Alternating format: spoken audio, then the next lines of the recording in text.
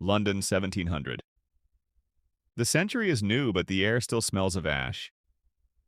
34 years after the Great Fire, the city has risen again, not in marble or grandeur, but in brick, timber, and stubborn will. Streets once narrow enough to touch both walls now stretch a little wider.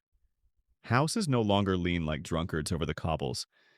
And yet, the old London lingers, in the stench of the Thames, in the coughs of children breathing coal smoke, in the silence of widows who remember flames. This is not the London of empire, not yet. This is the London that dreamed it. By 1700, 500,000 souls crowd into a tangle of lanes between the Tower and Westminster. They live by candlelight, by river tide, by the rhythm of church bells and market cries. There are no factories, but only workshops, weavers at looms, blacksmiths hammering iron, tanners knee-deep in vats of urine and lime.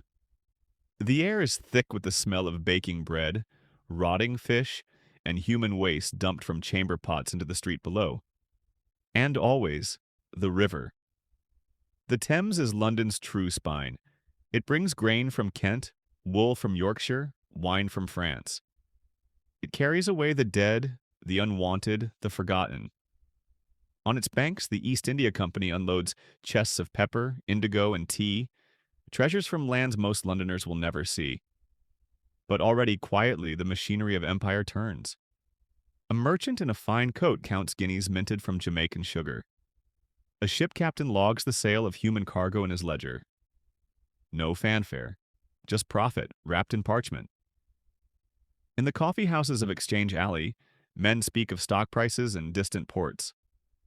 Isaac Newton walks among them, master of the mint, alchemist, philosopher, turning base metal into coin while dreaming of gravity and God. Here, reason flickers like a candle in the dark. Pamphlets circulate. Debates rage. The world feels knowable, controllable. But step into the alleys of Southwark, and superstition still rules. Old women mutter charms against fever. Children wear amulets to ward off plague. The past is not past, now it's just waiting in the shadows. Life is fragile. A child might die from a scraped knee. A mother from childbirth. A sailor from scurvy or Spanish steel.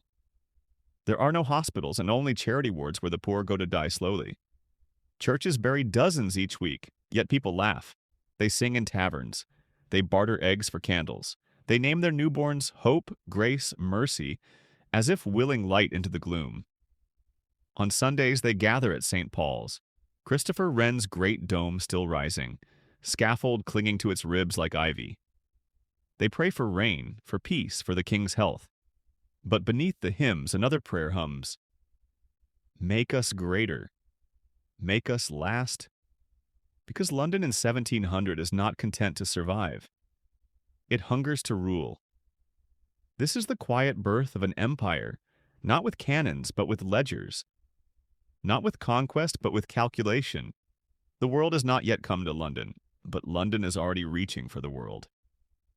This is Time Walk History, where we don't just watch the past, we walk through its smoke, its silence, its stubborn hope. If you'd like to walk through Paris 1700, when Louis XIV ruled from Versailles and spies filled every salon, or Boston 1700, where Puritan prayers met wilderness whispers, let me know in the comments. I'll be there, waiting, walking,